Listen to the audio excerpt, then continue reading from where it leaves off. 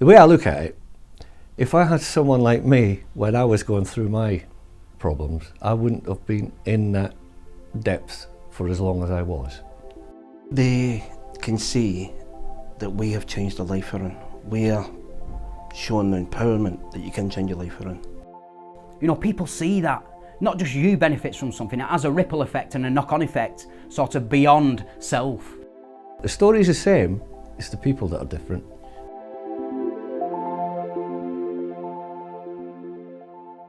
I think the story goes before that really, in terms of ensuring sustainability. There were no volunteers involved in any service delivery for substance misuse in Blackburn with Darwen. Increasingly more and more vulnerable people were accessing services, needing help to find voluntary work. And there are a lot of barriers in place, both external and personal barriers. Which I found quite strange because I'd come from an area where there had been a lot of volunteer involvement. So we went to talk to the Drug and Alcohol Action team to raise their awareness of this and to talk about how we could, you know, in terms of sustainability, how we could keep this work going. I came into the borough in 2006, which was around about the time that research was being carried out. And we recognised that once that research was completed, we needed to do something with it rather than leave it lying on a shelf to gain dust. Our commissioner supported us to approach the local strategic partnership for funding because the findings were pretty, you know, strong really. We weren't successful there, but then we developed the volunteering fund application with our commissioner, with their support and input, and the sustainability built from there. So we worked together to present it to various forums and then recognised that it clearly had a place within the commission system, if you like, not necessarily just as an individual service but as part of a system. And we then gave information around that process to the joint commissioning group and kind of said, where does this fit with, at the time, our treatment plans?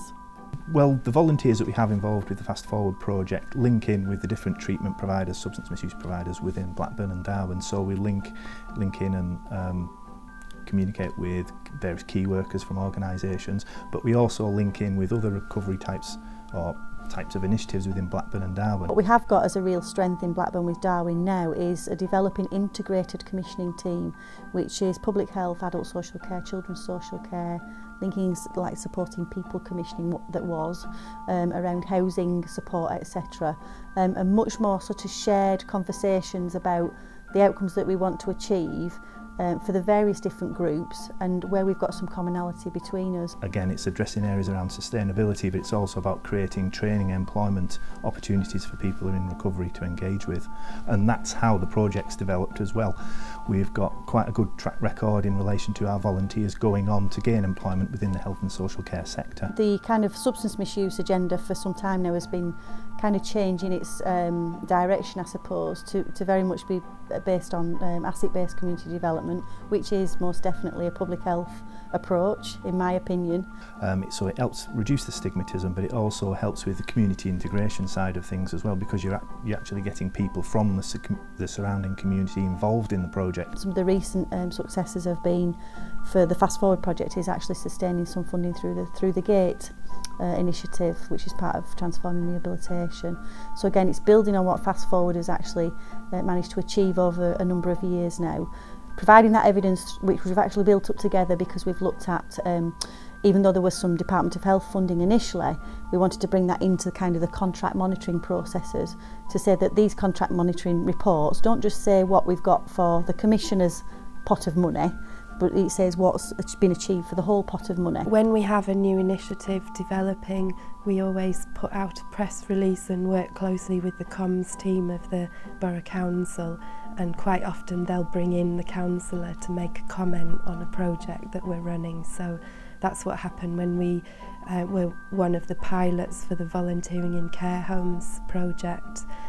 So we approached the communications team, worked with our national body, NCVO, and Councillor Mohammed Khan commented because it fitted in with their agenda as well. And there are a number of integrated posts as well that link from our integrated commissioning team within the local authority to the CCG.